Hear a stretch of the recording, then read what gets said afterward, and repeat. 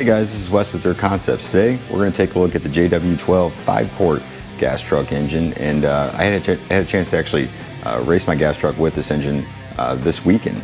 So I'll give you my thoughts on the engine, you know, the things I like about it, and kind of compare it to the 3-port, which I've also ran, as well as we'll take a look at some on-track footage of the gas truck. So anyway, without further ado, let's get started. So we raced gas trucks at the 3rd round of our point series, which is the Mugen Seiki Midwest Championship Series. This is actually the 3rd round they were racing in. So this is really old school track conditions. You know, we're running gas trucks on a natural dirt track that's watered, lots of roost in it. So we're running open cell foams in our tires. I ran JConcepts carburetors in the front and Goosebumps in the rear. All right, let's just cut to the chase and check the truck out on the dirt track.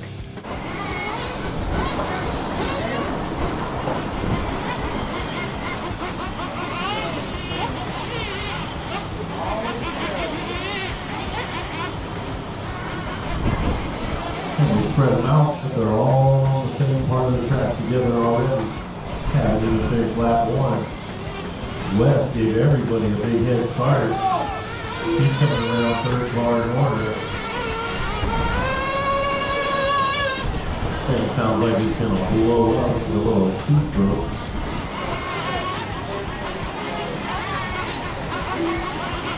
That was what it was. Wow, upside down on the back part of the track. Still going to hold on to that lead. 3.5 over Joe Melvin. Ronnie 1.6 behind him. Rob just 3/10 behind him. That's the top 4. Separated by about 4 seconds.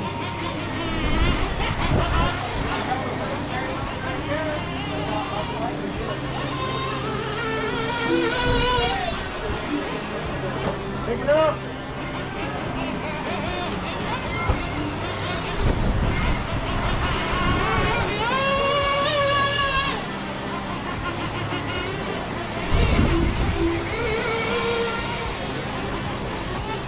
Fast lap of the race, 32.7 by Joe Melvin.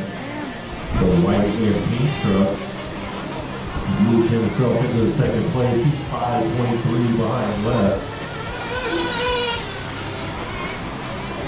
So your leader to the line right now.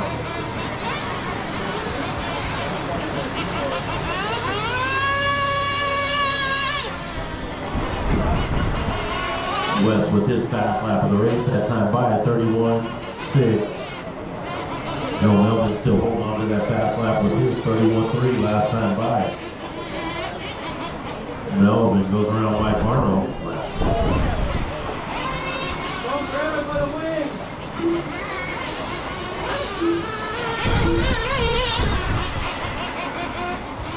Looks like your leader might have had a little bobble there. 33, not a big bobble. Got him 8 seconds. God, this thing's a missile. Right now. Big lead for your leader, Wes. All right, first up, we'll talk about my thoughts on the JW12 5-port gas truck engine. Well, first thing, this is an absolute beast of a motor. There is no question about it. This small block 12, it is an absolute ripper. So the thing about it though is it actually has, it's much more manageable in the, I'm gonna say like the infield of the track, so kind of the tighter sections. It's really where the power comes in is a really later in the power band, and it's still somewhat linear, I would say, getting up to that point, although it is a little progressive when you get higher in the power band. This thing, it will pull wheelies, it will do backflips on the straightaway, you name it. I mean, it is chooching down the straightaway.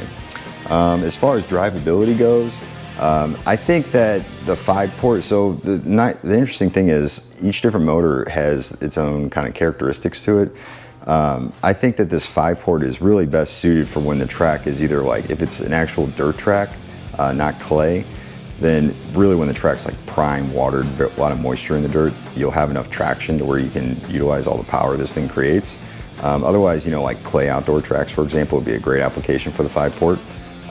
As well as if you, let's say your truck will never see the track ever, and you just bash around the house or the park or whatever, absolutely get the 5-port. I mean, this thing is a hoot. So some of the things I liked about the 5-port. First thing, fuel mileage. great. I was getting about 7.5 minutes per tank, you know, maybe 8 minutes on a tank, and that's with it actually running pretty rich, conservative tunes. So there's no doubt in my mind you can get, like, the fuel mileage is not really a concern, I guess is the way to put it. So runs great in that aspect. Another thing I liked about the 5-port is how well it idles and as well as holds a tune. So I actually left it idling on accident in like 10 minutes, walked away from it, came back, and it was still idling. So it definitely will idle a very, very long time.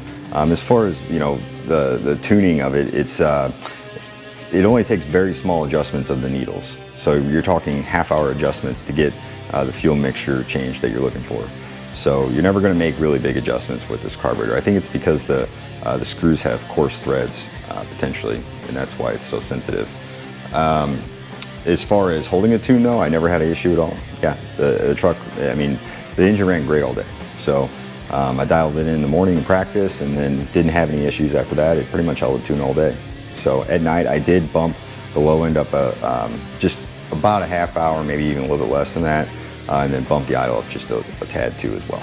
The next thing I like is the way it sounds. This thing sounds so mean going on the straightaway. It has that, like, that second octave it hits, and it just, like, it sounds like it's gonna blow up basically. It's awesome. All right, now my thoughts on the comparison between the 5-port and 3-port. A lot of people ask, you know, which one's the best? Well, I don't know if I can answer that question because I think it really depends on how you're going to use the engine. So the 3-port is inherently a smoother engine and it is much easier to hang on to. I think for, you know, if you're not an expert driver, for example, and you're planning on racing, you know, your gas truck, I would say the 3-port would probably be the best option for you. If you're an expert level driver, or if you have a track that has a lot of traction, you know, like an outdoor clay track or a really, really dialed in dirt track, yeah, 5-port all the way. You know, you can use the power, and if you can put it down, you can put down some good lap times. So yeah, I think it's really preference. You know, honestly, I think it's like a tuning option. So I think it's good to have both, and you can swap the engines based on, you know, maybe the time of year or the type of conditions on the track. You know, during the summer and the high heat, the tracks are usually dusty and they're a little looser, so at least they are locally for us. In that case, I'd probably want to run the 3-port just because it's easier to hook up.